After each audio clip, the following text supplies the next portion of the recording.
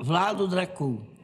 Eu escrevi sobre a história dele em 2 livros. Vlado, um alquimista em busca de eternidade, e Vlado, um alquimista em busca da cura. Estão no meu site. Este ser, este homem, foi criado na Idade Média. O pai dele trabalhava para a Inquisição, perseguia todas as pessoas que não eram ou não queriam se converter em católicos. Então, era uma das funções do pai dele. Então, ele foi criado desde menino com a violência e com naturalidade, né? Era natural aquilo. O pai chegar com cabeça de pessoas na mão, com órgãos de pessoas que extraiu, né, que tirou, que levava para fazer determinados rituais, porque acreditava-se na Idade Média que quem não fosse católico estava com o demônio no corpo. E esse demônio podia estar no coração, ou no fígado, nos rins. Então era preciso queimar o órgão que o demônio estava. Quando a gente fala que a Idade Média era a Idade das Trevas, é exatamente porque eram coisas desta natureza que estavam acontecendo. E esse nosso narrado, primeira pessoa, primeiro relato, ele viveu nesse universo. Ele era fruto e produto desde pequenininho, era isso que ele via dentro de casa. Então ele começa a achar que aquilo ali é totalmente natural, ele nasce assim. Era natural a desumanidade, era natural o processo de bestialização. E ele começa a ser resgatado deste processo, ele já tinha avançado muito, e ele se apaixona por uma mulher. E esse amor faz com que ele se acalme, faz com que ele comece a desistir do processo de bestialização que ele estava mergulhando. E ele queria viver esse amor. Ele foi impedido também pela igreja, que o obriga a substituir o pai dele, quando o pai dele começa a não ir mais para as guerras da Inquisição, perseguir pessoas não católicas, a igreja cobra que ele substitua o pai dele, se torne um cavaleiro templário também com esse tipo de missão. Ele vai, e ele não queria ir por causa da mulher, ele vive um amor, ele vive uma história de paixão muito forte. Quando descobriram por que ele não queria ser um cavaleiro templário, quando ele sai, matam a mulher dele e contam a ele que ela se suicidou. Aí ele entra num processo de tristeza imenso, porque ele se acreditava também amado por ela. Então, quando ela se suicida, ele entra de novo no processo de bestialização em função da tristeza. E anos depois ele descobre que ela não se suicidou.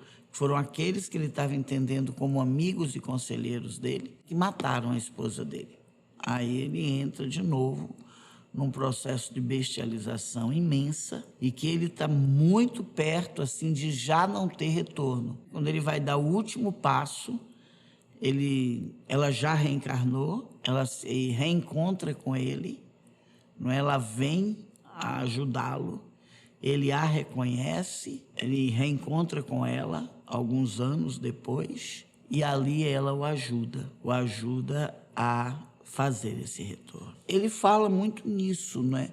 No quanto que você não está fazendo aquilo que você precisa fazer, aquilo que você quer fazer. Ajuda a nos colocar numa posição já de uma certa desumanidade.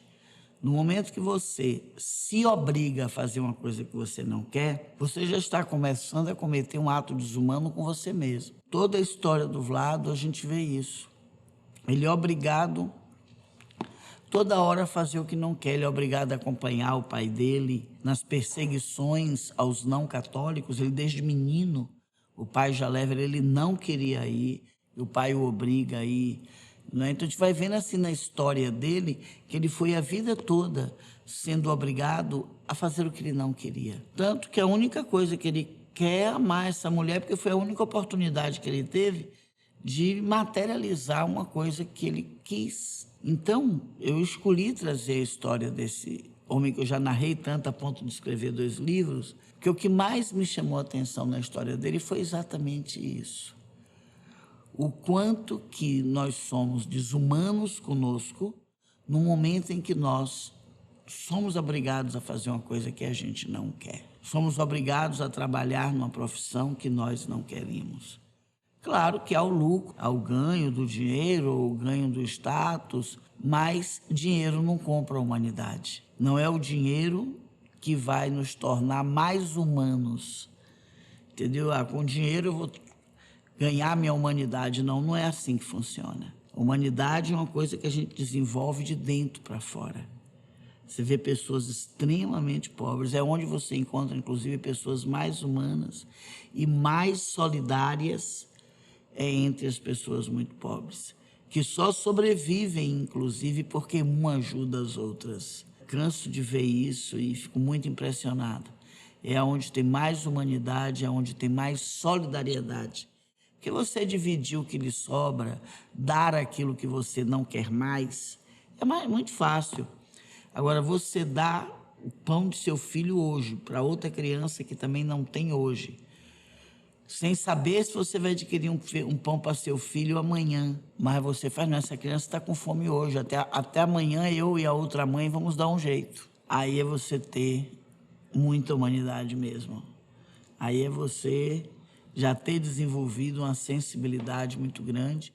E eu cansei é um modo de dizer, né? Vivenciei muito isso convivendo com pessoas muito pobres. Elas são realmente muito solidárias. Você pensa que a pessoa é muito pobre e que ela vai ter aquela atitude de eu não sei se eu vou comer amanhã, então eu vou esconder. Não, ela não faz isso. Ela divide, ela compartilha.